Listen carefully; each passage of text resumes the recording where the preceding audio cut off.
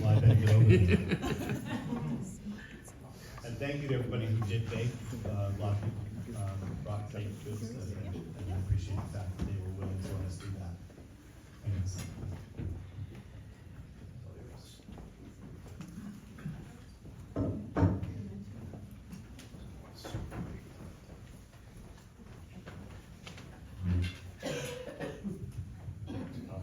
Obviously, it's an honor to be here.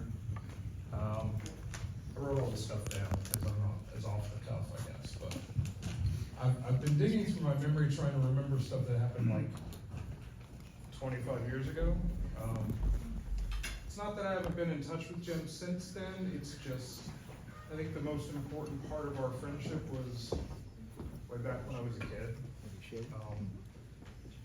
I met Jim in 95 or 96, I think. I was a 15-year-old moody suburban teenager. I was socially awkward and had a bit of a chip on my shoulder, but I was pretty sure I had life figured out.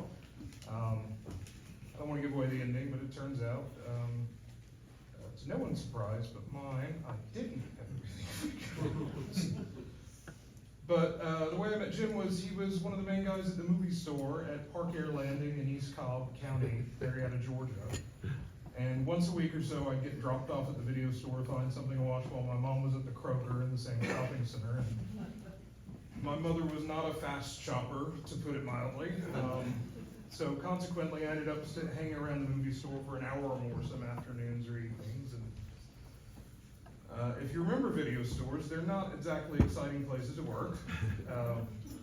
You know, you have rushes of customers, but there's a lot of dead time, and Jim and I would end up talking. And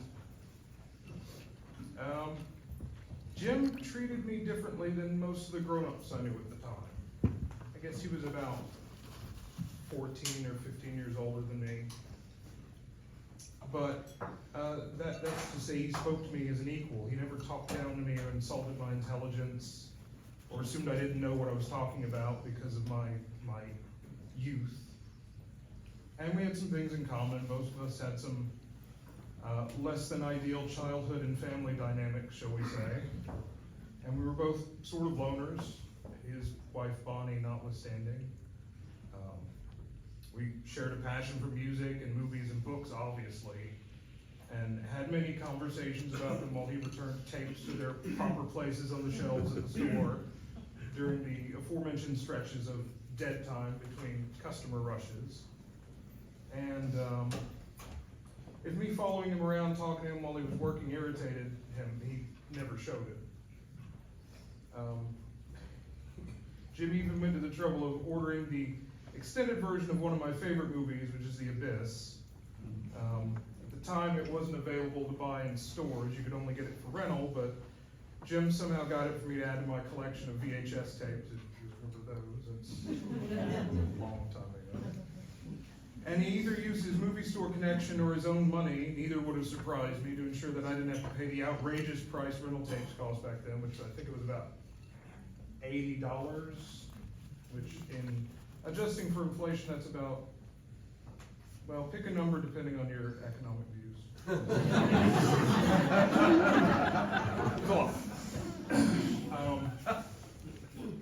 In fall of 1997, I was a senior in high school, and Jim was working in the book department at Media Play, a now long defunct movie, books, music store. And I got a seasonal job there working through the holidays as a cashier. Looking back, I can't guarantee the reason I wasn't hired back after the holidays didn't have something to do with my penchant for wandering off to the book department to strike up a conversation with Jim when things were slow at the register. This is one of the places where my memory's kind of fuzzy. I think Jim was still working part-time in the movie store as well, because I think they or he moved locations, as I remember driving to Sandy Springs with my new driver's license, maybe 20 minutes away, to visit him from time to time and rent movies, obviously. And I think it was also around this time that I started to realize that Jim wasn't just a writer, but one of considerable talent. I'd read some of his early White Wolf material. I wasn't a gamer, but it was good stuff, and I had certainly heard of Werewolf the Ascension and other stuff, even if I had never played it. And I read an early novel he co-wrote with someone else, but I can't recall the title or the author to save my life. But I think it was around this time, the late 90s, early 2000s, that Jim started writing for the Buffy franchise, maybe? And I remember being really impressed. That's a big deal. And not that Jim was ever one to brag. And of course, grow up and life was moving faster, and I went away to college, but I came back to Marietta and still shopped at Media Play. So I still caught up with Jim every now and then. After a couple of years, I decided to quit school and pursue the noble career of literally any job that would pay enough money to move out of my parents' house. Which at that time happened to be cashiering at the local Kroger. And it turned out that Jim and his wife Bonnie were regular shoppers at this Kroger. And I think that was when I first met her and saw them together. And after my job at Kroger, I got an office job.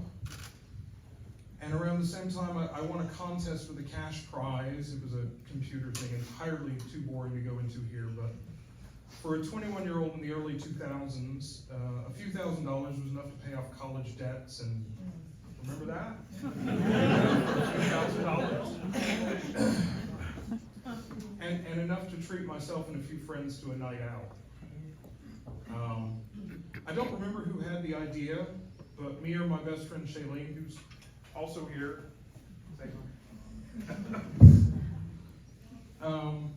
had the idea to take Jimmy and Bonnie out to dinner with us. They'd been going through some rough times. Bonnie had some health issues, and there's personal stuff going on, and they were stretched pretty tight emotionally and financially.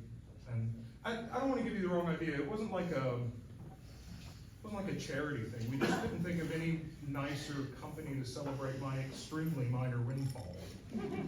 And I'd been wanting the four of us to have dinner together for a long time. I don't think Shailene had met Bonnie, but she knew Jim. And I guess I wanted us to have like a meeting of the minds, if that doesn't sound too pretentious.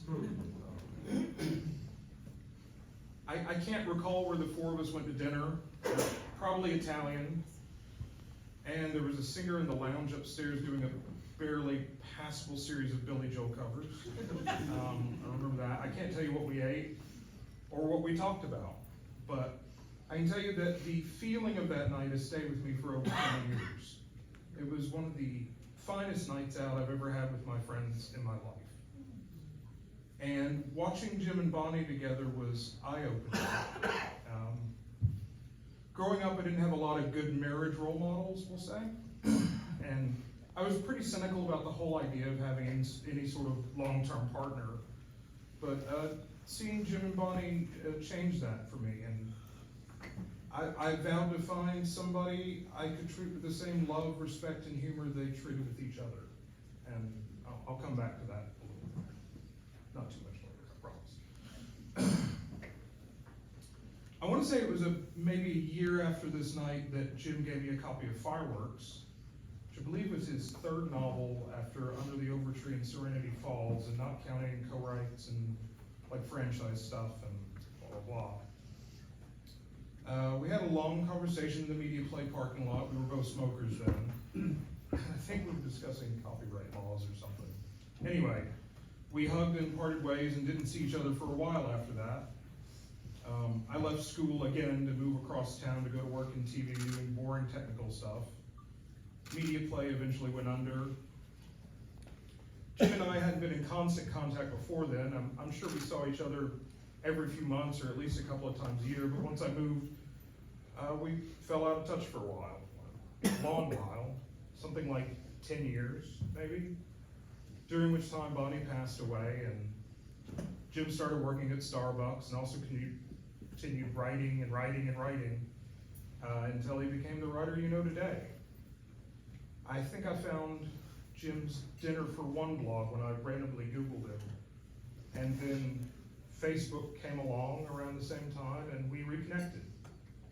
And despite both of us being pretty busy much of the time, We ended up sharing a coffee at the Starbucks in Marietta a week or two before Jim packed up and moved up north forever. After that, we stayed in touch the way a lot of people do now, by liking and commenting on each other's posts, with the occasional direct message or text. Jim reached out when my dad died in 2017, and I sent him congratulations not longer after he married the second love of his life. The woman he had always sort of implied was the one who got away. Guess she didn't get away. Jim couldn't make it to my wedding. Sorry. The sound engineer needs to get a better mic to me. I wasn't mad or anything. There were a lot of people we invited that we knew wouldn't be able to make it due to distance and scheduling. And you invite them because you want them to know they're included, even if from a distance. But the last time I saw Jim was in 2018. We met up and had breakfast at his hotel. He was in town for a con in Atlanta, and I got to introduce him to my wife, Brandy, who couldn't come up here this weekend but sends her love. Jim's health scares started not too long after that, I think, and we talked here and there about mostly how screwed up American healthcare is, and being grateful for what improvements he could see. Despite whatever issue he was having at the time, he was always positive about the future. And the last time I messaged him was in September, whereupon I threatened to come up here if he didn't get well soon. And he insisted he was indeed getting better. Great, I thought. All is right with the world then. But we're all here because something isn't right, because Jim's gone. And I always thought I'd get to see him again. Grab a cup of coffee, shoot the shit, reminisce, catch up. He was too young to go, but too sick to stay. I'll spare you all the platitudes. I'm guessing there's a few writers in this room who could probably do a better job anyway. If I haven't put you to sleep yet, I'll try and sum this up. Jim was a friend exactly when I needed one. He was a mentor to me without trying to be a mentor.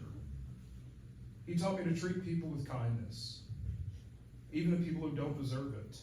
And believe me, though I worked retail for a lot less time than Jim did, I come across loads of people who don't deserve it. Jim was one of the few people I've ever met who could be brutally honest with you and full of compassion and kindness all at the same time. Even if you were completely in the wrong. He could tell you were full of shit without making you feel bad about it. He was talented, creative, and humble. He had a great laugh. He gave great hugs. He's one of the smartest and kindest people I've ever known. And he was a one-off, very unique guy. And I'm glad that we were friends, and I miss him. And I want to close with the dedication he wrote in my copy of Fireworks, because I think it's short and sweet, unlike all of this I've just said.